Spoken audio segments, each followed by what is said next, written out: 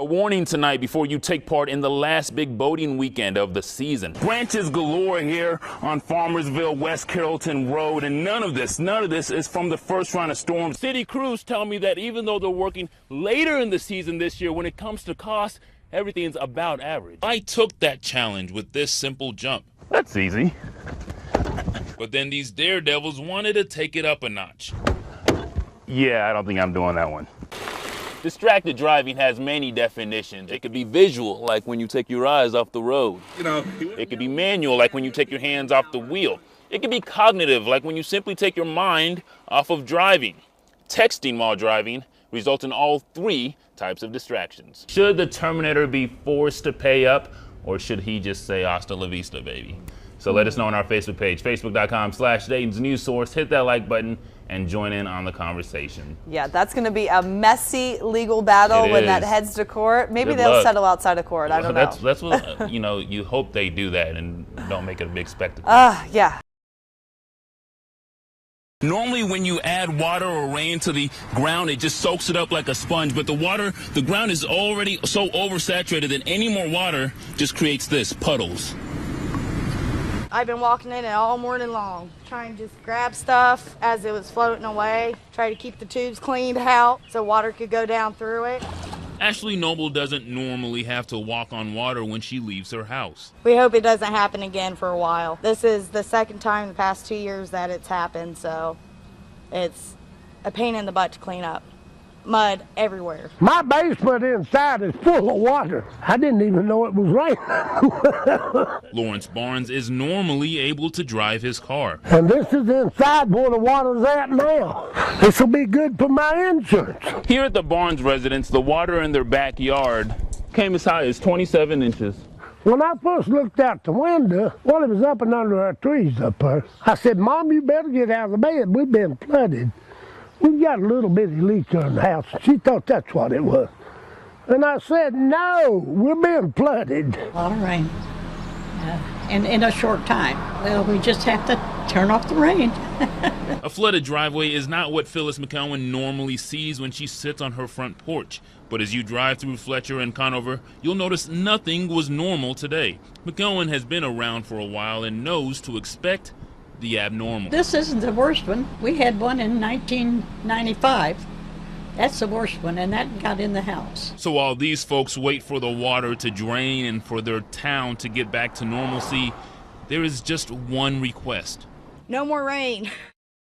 The engineers say they've been out here getting all the debris cleaned up from this mad river, and as soon as all the rain is done, they'll be back out here again. For now, that's the very latest here in Clark County.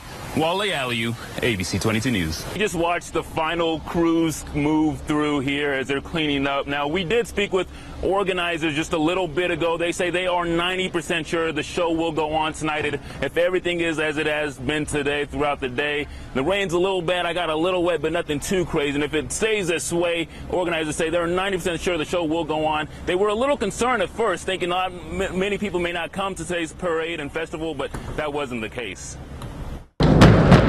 Pitter patter, pitter patter, while the drummers and ball players march to the rhythm of the beat.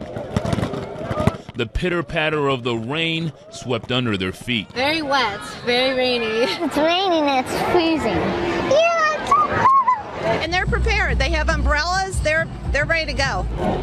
Umbrellas and ponchos every which way. Organizers say a little rain wouldn't stop the 75,000 people and 100 volunteers that come out every Independence Day. The turnout's very good. The streets are still lined. I've been very impressed. It beats last year. It was 100 degrees last year. I'd rather have rain under an umbrella than 100 degrees. For as long as I can remember, it's been hot and muggy. Today is just a different interpretation of the 4th. Little rain doesn't hurt anybody. Except for the baby that didn't stop crying and some of the vendors who wished more people were buying. The rain kind of screwed it up. It's cold and rainy, so people don't want lemonade. But the kids still want to dance and the dog still wants ice cream. Pony rides are still popular and the singers still do the karaoke. So take a picture and walk as tall as you'd like. Enjoy the burgers on the grill, because sometimes the price is just right. You can't beat free hot dogs, right? We give out popcorn, lollipops, hot dogs until we run out. But no matter what, don't forget why you came. It's the Day of Independence, America's 237th birthday. Rain or shine. It's not going to rain on our parade. As you can see, the street sweepers are finishing up here. We're in transition. They're getting ready to move over to Centerville High School. That's where at 10 a.m. tonight, we will celebrate America's 237th birthday with a big show of fireworks. They said they are 90% sure once again show will go on. The only thing that could stop them is some lightning and, correct me if I'm wrong, Jeff, but it looks like I think we'll be fine. For now, that's the very latest here in Centerville. Wale Aliyu, ABC 22 News. More and more kids are flipping out over parkour or free running. Most parents fear it's not safe. So in tonight's special report, Wale Aliyu shows us why this edgy sport is growing by leaps and bounds in the Miami Valley. Most of your kids know about parkour and free running from a simple YouTube search. You'll find hundreds of videos with millions of views where free runners are flying off of anything and everything, and most of the time, they stick the landing.